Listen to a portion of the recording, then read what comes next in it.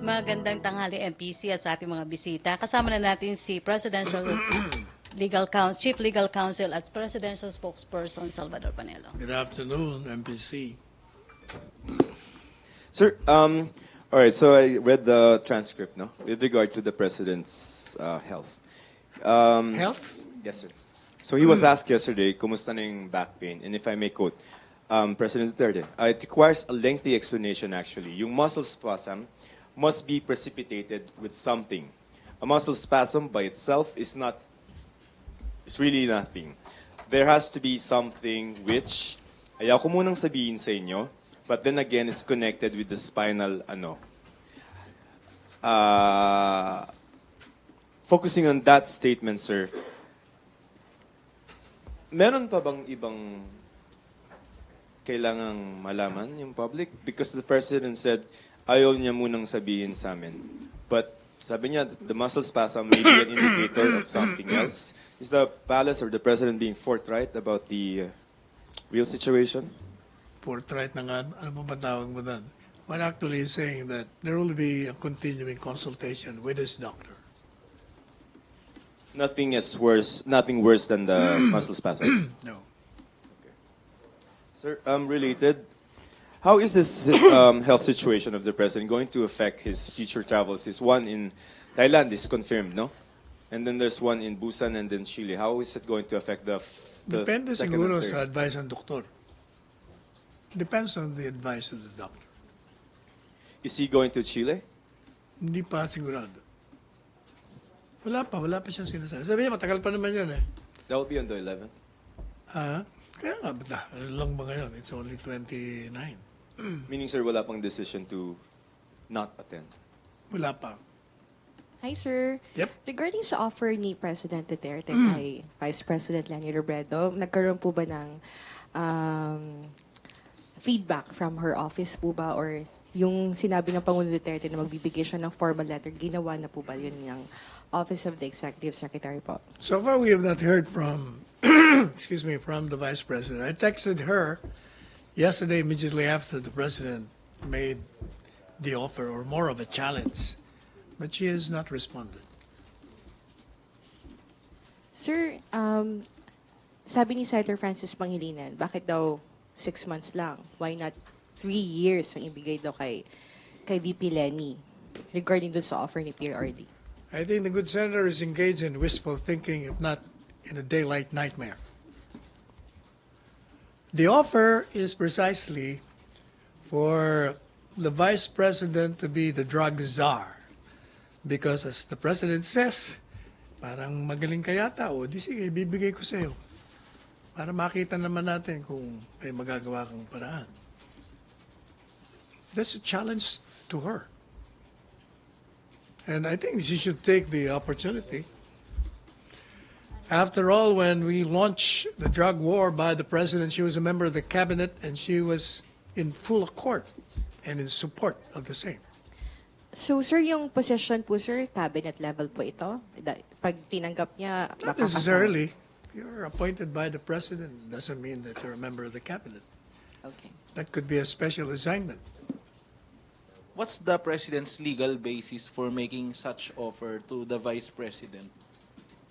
He is the chief executive and enforcer of the law. He can create task force and appoint people to run it. So it is allowed. Of course. He can delegate the power Of to course, it's enforce just it. not creating a commission, creating a task force for this and that. Sir, okay, you texted the Vice President to tell her exactly what? I said, this is in Bicol, because we're both Bicolans. Translated, there is an offer for you from the President to be the drug czar for 6 months. Will you accept? That's exactly my text message to her. Sir, so to be clear about it, the President offered Vice President Leni Robredo the chance to prove her mettle because he was exasperated with her criticism, or is he saying that Robredo might be able to do a better job than him? Both. As I said, whether it's out of peeve, or out of seriousness, believing in the capacity of the Vice President, it's still an offer and a challenge at the same time. Sir, the Vice President was interviewed last night in Iloilo. Last night? Yeah, in Iloilo. And What was she the has reaction? apparently declined to comment on the offers because she doesn't know if it's serious. Baka naman pinag-iisipan pa. Let's give her the benefit of the doubt. Sabi niya, mahirap patulan kasi hahaba ang usapan. So she'd rather focus on her work daw. Oo, ano ba bang... Exactly, work nga yun eh. When you criticize something and you have your own plans and thoughts about it, and you're given the opportunity, then grab it. Grab at it. So, sir, is the President offer serious? Or was it just a bluff? No, di ba sabi niya susulatan niya pa nga eh. Paano? Ba't kung hindi ka seryoso, ba't mo susulatan? Sir, if ever the Vice President changes her mind and accepts the offer of the President, what will she... If the Vice President will what? changes her mind and accepts the offer of the President, what can she expect from drug enforcement agencies? Oh, if she's on top of the situation, then the agencies under her will be supportive of her. Because that is a direct mandate from the President of the Philippines. Sir, may ilang senators nag-express ng apprehensions given na kahit sabihin natin 6 months pa rin po yun. Like for example po si Senator De La Rosa, sinabi po niya, I don't want our country to become another Mexico, so PRRD should tighten his grip on the drug situation instead of leasing his power to anybody who has no proven track record in crime fighting. He's entitled to his opinion. Hi sir, good afternoon.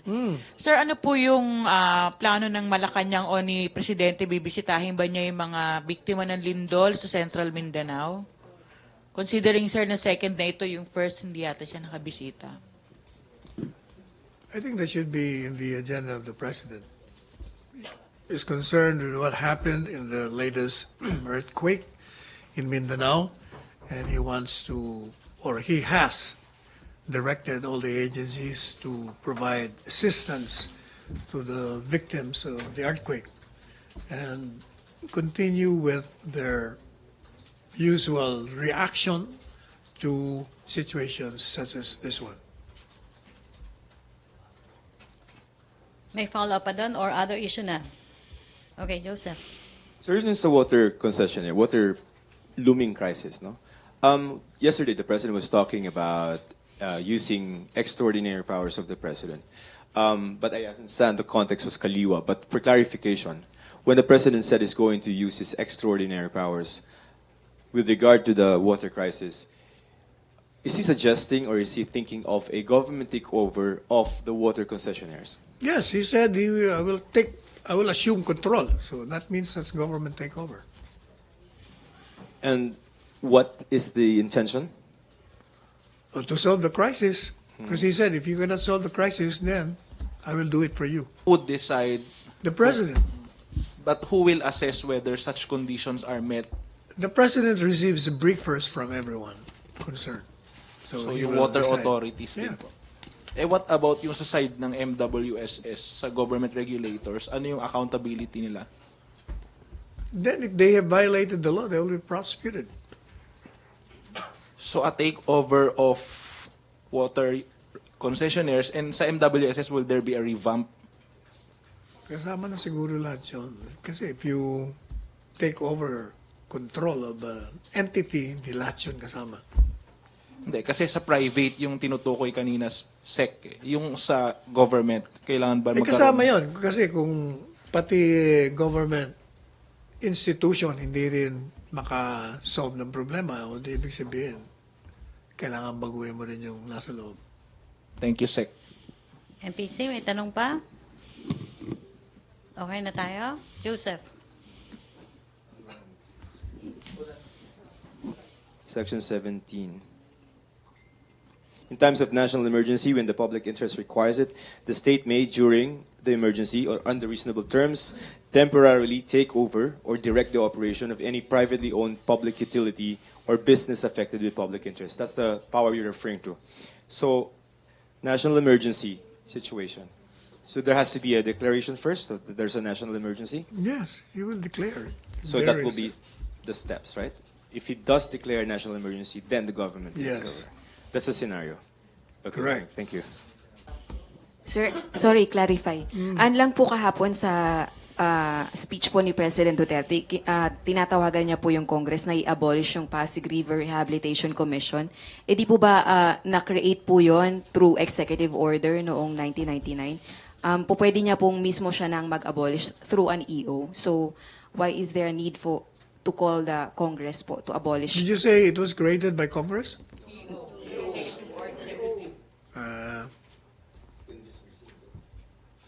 Then he can abolish it. So, we expect the President to issue an EO abolishing PRRC. If he so desires. Okay, sir. Thank you. Okay.